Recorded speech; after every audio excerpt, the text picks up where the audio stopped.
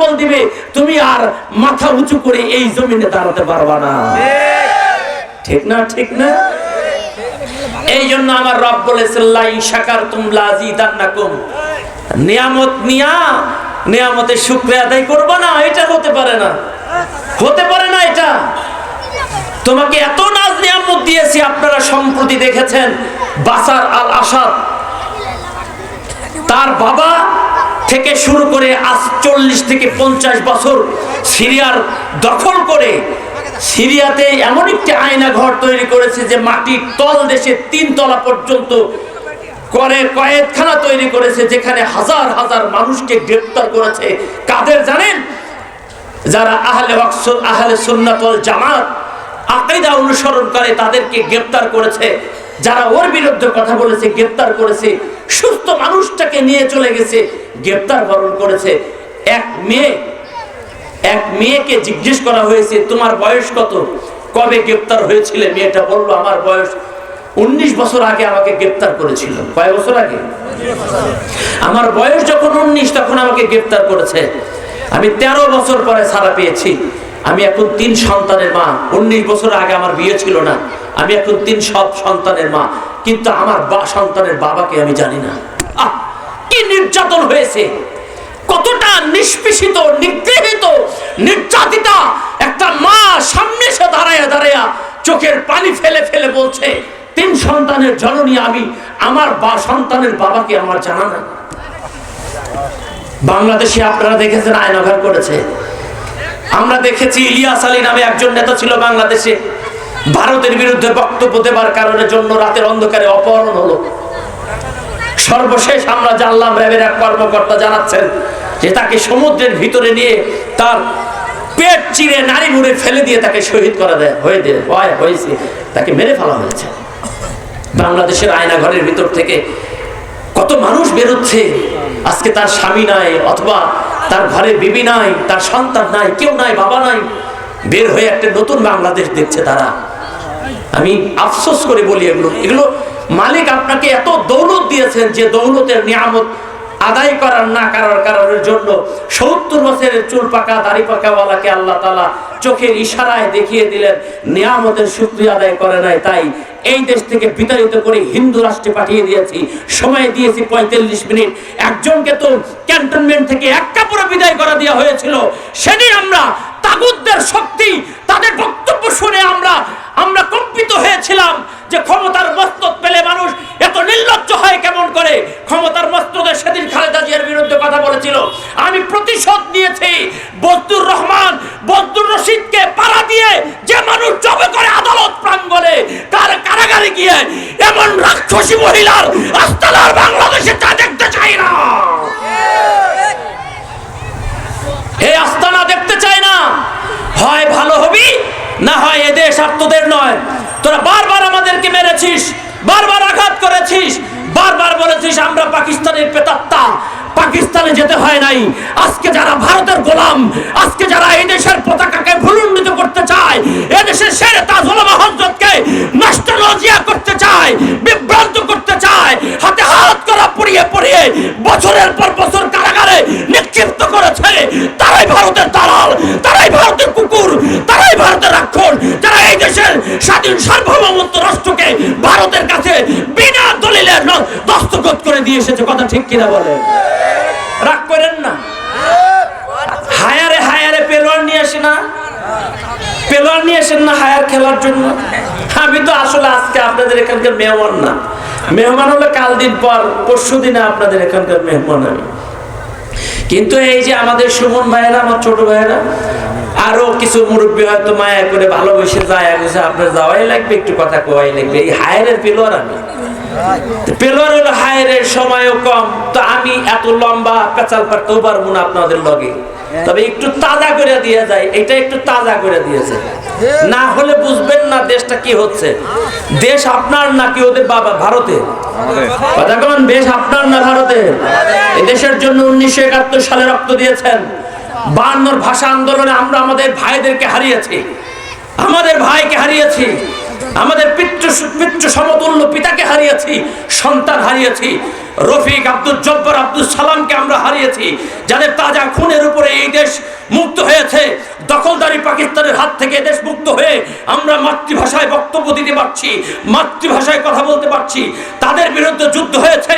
এই যুদ্ধে শুধু একজন শেখ বঙ্গবন্ধু যুদ্ধে অংশগ্রহণ করে নাই, 7 কোটি মানুষের অধিকাংশ মানুষ না খেয়ে না দেয় নিজের ঘর পরিত্যাগ করে মুতার যুদ্ধের মতো বিবি ত্যাগ করেছে, সন্তান ত্যাগ করেছে। আল্লাহ মেয়েটা আব্বা আব্বা করে ডাক দিয়েছে। মা সন্তান রফিক সন্তানের এই সুন্দর ডাকটাকে উপেক্ষা করে আজকে রাজপথে গিয়ে 71-এর রণাঙ্গনে গিয়ে রক্ত ঢেলে ঢেলে দিয়েছে। মা দাঁড়িয়েছে, খোকা আসবে, আমার খোকা আসবে বলে ছিকে তুলে রেখেছে দুধ পিঠা। খোকার জন্য খই ফুটাইছে, মুড়ি ভেজেছে, খোকা আসে নাই। খোকা রক্ত দিয়েছে স্বাধীনতার জন্য। একটি লাল টকটকে সূর্য উদয় হওয়ার মতো একটি পতাকা আমাদের বুকে স্থান নিয়েছে। এটা আমাদের ভালোবাসা, এটা আমাদের মমত্ব, স্বাধীনতার স্মারক আর বিজয়ের ইতিহাস হলো আমাদের পতাকা। সেই পতাকাকে আজকে লুণ্ঠিত করতে চায়। আমরা বলে দিতে চাই, আজকে পুরাতন তেলিজালা থেকে বলে দিতে চাই, এটা শাহজালালের পণ্যভূমি, শাহপরানের পণ্যভূমি। শাহজালাল রহমতুল্লাহ আলাই যেমন ইয়ামান থেকে সিলেটে এসে আজান দিয়ে গৌর গোবিন্দের তক্ত তাউস খান খান করে দিয়েছে, ও মোদির গোষ্ঠী, ও চিন্ময়ের গোষ্ঠীগুলো জেনে রাখ, এই দেশ সেই দেশ যাদের রক্তের উপরে খুনের উপরে দাঁড়িয়ে মিনার থেকে আল্লাহু আকবারের আযান হয়। একটা আযান হবে, তোদের তক্ত তাউস খান খান করে তারপর আমরা শাহাদাতের তামান্নায় নিজের রক্ত বিলি করে দেব ইনশাআল্লাহ। তৈরি হ যুবক, বৃদ্ধ বাবা তৈরি হ। তুই তোর সন্তানটাকে ঠেলে দে, ইতিহাসের পাতায় স্বর্ণাক্ষরে নাম উঠে যাক তোর সন্তানের। তুই বলতে পারবি, রব আমি একজন শহীদ হয়ে যাওয়া পিতার সন্তানের পিতা আমি। সরকারে দু আলম নবীর কাছে এক মা দৌড়ে চলে গেছে। আল্লাহ রাসূল একটু দাঁড়ান, একটু দাঁড়ান, আমি একটা হাদিয়া আপনার জন্য নিয়ে আইছি। রাসূল বলতেছেন, কে আছে মদিনার বুকে, কে আছে যুদ্ধের ময়দানে যা হবে, যার যা ঘরে আছে একটু দিয়া যাও। সরকারে দু আলম নবীর কণ্ঠ বেজে যাওয়ার আগে সাহাবীরা তাদের ঘর থেকে যার যা আছে সাধ্যমতো পয়গম্বরের কাছে এসে উপস্থিত করে দেয়। আল্লাহর এক বান্দি দৌড়ায় আসতেছে, সন্তান দুধ খাওয়া সন্তান নিয়া। আয় আল্লাহ রাসূল, আমি আপনার কাছে আইসা গেছি গা। নবীজি বলে, তুমি কি নিয়ে আইছো? আমি আমার দুধ খাওয়ার সন্তানটা যুদ্ধে দেওয়ার জন্য আপনার কাছে আইছি। সুবহানাল্লাহ বলে। সরকারে দু আলম নবী ডাক দিয়া কয়, এই আল্লাহর বান্দি, দুধ খাওয়া সন্তানটা যুদ্ধের ময়দানে নিয়ে আমি কি করবো? পয়গম্বরের সামনে আল্লাহর বান্দি দুধ খাওয়া সন্তানটা নিয়ে ধরে কয়, ও আল্লাহর রাসূল, যুদ্ধের ময়দানে প্রতিপক্ষ ব্যক্তি আসবে না, তীর মারবে, বল্লম মারবে, আপনিও তো সিফা ও সালার হয়ে তরবারি নিয়ে সামনে যাবেন। রাসূল গো, আপনার এক হাতে তরবারি আর এক হাতে ঢাল, প্রতিপক্ষ তরবারি দিয়ে মারবে, আপনি ঢালটা ধরবেন। হা ধরমু। আল্লাহ রাসূল লোহার বর্মনার ঢালটা রেখে আপনি আমার কলিজার ধনটা একটু হাতে ধরবেন, আমার সম্পদটা একটু হাতে ধরবেন। প্রতিপক্ষ যখন তীর মারবে আপনি আমার সন্তানটা একটু সামনে দাঁড়া করায় দিবেন। হায় রাসূল, যখন তরবারি মারবে আমার সন্তানটা একটু ধরবেন। রাসূল গো, আখিরাতের ময়দানে আমার রব যখন বলবে, এই তুই বান্দি কি নিয়ে আইছস? আমি বলবো, আল্লাহ তোমার পয়গম্বর হাবিবুল্লাহর হাতের ভিতরে আমার সন্তান ছিল। আয় আল্লাহ রাসূল, আমার একমাত্র সন্তান দুধ খাওয়া সন্তান ছিল, ঘরে কিছু ছিল না। রাসূল ডাকলেন, এই কে কে কি কি দিবি? কিছু দিয়া যা। আমি কিছু দিতে পারি নাই, এই যে একমাত্র সন্তানটা তোমার পয়গম্বরের হাতে আমি ওয়াকফ করে দিছিলাম গো। যুদ্ধের ময়দানে গেছিল, ঢাল হিসেবে ধরছিল, তীর লাগছে, তরবারি লাগছে, আমার সন্তান সামনে ছিল, নবীদের আঘাত করে নাই। এই আল্লাহ রাসূল, আখিরাতের ময়দানে আমি আমার আল্লাহর কাছে গিয়া কম, আল্লাহ কোন সম্পদ নাই, তোমার রাসূলের মুষ্টিবদ্ধ হাতের ভিতরে দুধ খাওয়া সন্তানটা শহীদ হয়েছে, আমি একজন শহীদের মা তোমার সামনে দাঁড়ায় গেছি। বান্দা, এমন একটা চাওয়া তুই তোর মাওলার কাছে চা। একটা গাঁজাখোরের বাপ হয়ে যায় লাভ নাই, একজন ধর্ম নিরপেক্ষ মতবাদী কর্মী হয়ে লাভ নাই, ইসলামী দলের কর্মী বানায়া রাজপথে ঠেলে দেয়, বরাবর পাঠায়া দে। এই জন্য বলছি, লাইন শাকারতুম লা আযীদান্নাকুম ওয়া লাইন কাফারতুম ইন্না আযাবি লাশাদীদ। নিয়ামতের শুকরিয়া আদায় কর। এক ফেরেশতা আল্লাহকে কয়, আল্লাহ মিল্লাতা আবিকুম ইব্রাহিম, ইব্রাহিমকে জাতির পিতা বানাইছো, দেখবার মন চাই যে কেন তুমি জাতির পিতা বানাইছো। এজাজত দিয়ে দিছে, যাও দেখে আইসো গা। আল্লাহর রাসূল আবিকুম ইব্রাহিম, আমাদের আব্বা জান ইব্রাহিম পয়গম্বর ইবাদত করতেছে, ফেরেশতা মানুষ বেশে আসছে, বাড়ির পাশে ঘুরতেছেন, টের পায়ে গেছে গা পয়গম্বর ইব্রাহিমের ইবাদত দেখে, এবং মানুষ বেশে ফেরেশতা সুবহানাল্লাহ বলে ফেলছে, ধ্যান ভেঙে গেছে। এই কে আমার ইবাদত গাহের পাশ দিয়া চারদিক দিয়ে ঘোরো, সুবহানাল্লাহটা কে বললা একটু বলো। কয় এই যে আমি আল্লাহর রাসূল আমি। কয় দাঁড়াও একটু দাঁড়াও, অপেক্ষা করো। উটশালার ভিতরে গিয়ে একটা উট নিয়ে এসে কয় তোমার এটা আমি হাদিয়া দিলাম। সুবহানাল্লাহ, দিল নরম করে কোন সুবহানাল্লাহ, আবার দিলটা নরম করে কোন তো সুবহানাল্লাহ। আল্লাহর বান্দা উট নিয়ে এবার বলে আলহামদুলিল্লাহ। কয় দাঁড়াও, কয় কেন? কয় তুমি আমার আল্লাহর শুকরিয়া আদায় করছো, তুমি আমার আল্লাহর প্রেমের গান গাইছো, খুশি হয়ে গেছি গা, তাই তোমার একটা উট দিছে, আবার তুমি আল্লাহর শুকরিয়া আদায় করছো, আমার ভালো লাগছে, তুমি একটু দাঁড়াও আমি আসতেছি। আবার উটশালা থেকে আবার আর একটা উট নিয়ে এসে হাদিয়া দিচ্ছে। আল্লাহর বান্দা ডাক দিয়ে কয় আলহামদুলিল্লাহ। যতবার আলহামদুলিল্লাহ ততবার একটা উট, যতবার আলহামদুলিল্লাহ ততবার উট। আল্লাহু আকবার, আল্লাহু ও दिल नहीं जैसे दिल में अल्लाह नहीं, और गुल नहीं जैसे गुल में बू नहीं। যে দিলে আল্লাহ নাই ও দিল না, আর যে দিলে যে ফুলে গন্ধ নাই ওই ফুল না। কলবের ভিতরে যে মাওলার প্রেমের তরঙ্গ, তাই অন্য মানুষও আল্লাহর জিকির আজগার গাইলে তার ভালো লাগে। ইন্নামাল মুমিনুনা আল্লাযীনা ইযা যুকিরাল্লাহু ওয়াজিলাত কুলুবুহুম। ওই ব্যক্তি ইমানদার যে ব্যক্তি আল্লাহর নাম শোনার সঙ্গে সঙ্গে তার কলবের ভিতরে ঢেউ ওঠে। বারবার আলহামদুলিল্লাহ, বারবার একটা উট, বারবার আলহামদুলিল্লাহ, বারবার একটা উট শেষ। আগন্তুক ব্যক্তি তাকায় দেখে উটশালায় উট নাই। ডাক দেখো ইব্রাহিম, এখন কি দিবা তুমি আমাদের? আমি তো এবার আলহামদুলিল্লাহ বলছি। পয়গম্বর ইব্রাহিম ডাক দিয়ে বলতেছে, এতগুলো উট পাইলা বন্ধু, এই উটগুলো কি তুমি একা পালন করতে পারবা, লালন পালন করতে পারবা, রাখাল লাগবে না? লাগবে। এই উট শেষ হয়ে গেছে, কিন্তু আমি ইব্রাহিম বেঁচে আছি। আমি ইব্রাহিম এইবার তোমার উট লালন পালন করার জন্য কামলা হয়ে যাব।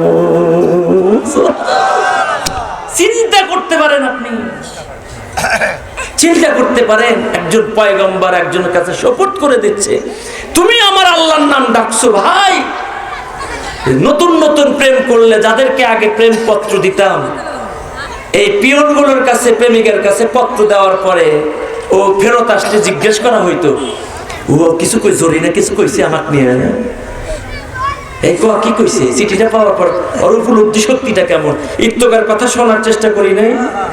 যারা হা করছেন তারা ছোটবেলায় প্রেম প্রীতি করছেন না, কিন্তু ফিডব্যাক, প্রত্যেকটি মানুষই ফিডব্যাক একটা কথা শুনতে চায়। কি বলেন? ইউনোর কাছে গেলেন, সিলেটের কাছে গেলেন কোনো বক্তব্য দেওয়ার জন্য, কাছের কোনো মানুষ থাকলেও কিন্তু আপনি বলবেন ভাই আমি যে গেছিলাম আমার ব্যাপারে কি কিছু কইছে, চিন্তা করেন।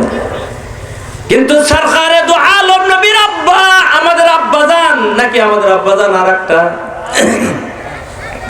নাকি, আমাদের আব্বাজানের মূর্তির উপরে আমাদের ছোট ছোট সওয়াল পল জিপার কইলা বুঝেন নাই, জিপার কইলা মেরে দিছে।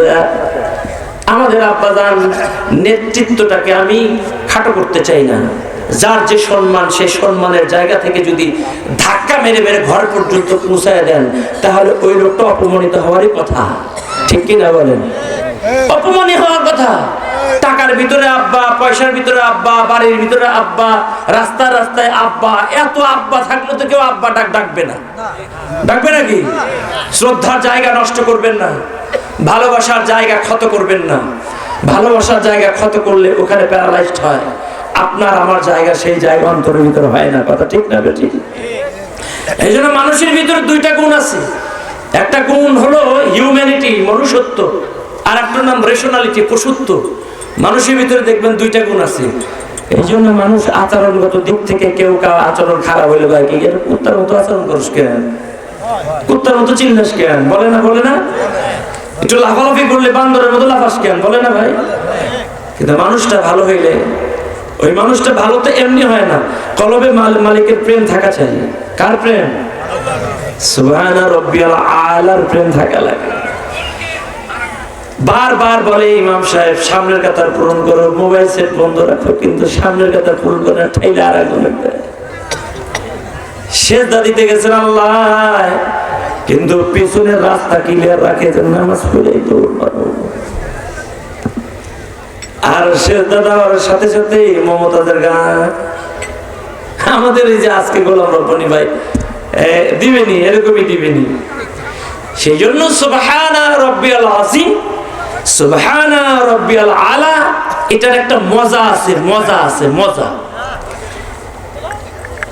গোলাম রব্বানী ভাইয়ের ওজন অনুযায়ী আজকের এখানে প্রধান অতিথি আমি কিন্তু না, ওজন অনুযায়ী মানুষের মর্যাদা হয়, ঠিক কিনা বলেন? সুবহানা রাব্বিয়াল আলার ওজন যদি আপনার কাছে মর্যাদাবান হতো তাহলে ওই রুকু দিয়া সুবহানা রাব্বিয়াল আলা এরকম করতেন না, লম্বা সময় ব্যয় করতেন। এজন্য নবীজি যখন সেজদায় দিতেন, আম্মা জান আয়েশা রাদিয়াল্লাহু তাআলা আনহা বলেন যে আমি পয়গম্বর সেজদা দেওয়ার পরে আমার মনে হইতো নবীজি আর দুনিয়াতে নাই। সুবহানাল্লাহ বলেন, চিল্লায় বলেন সুবহানাল্লাহ। নবীজি দুনিয়াতে নাই। কি হয়েছে? চিমটি কাটতেন, চিমটি কাটার পর পয়গম্বর সেজদা তুলতেন, চিমটে কাটার পরে।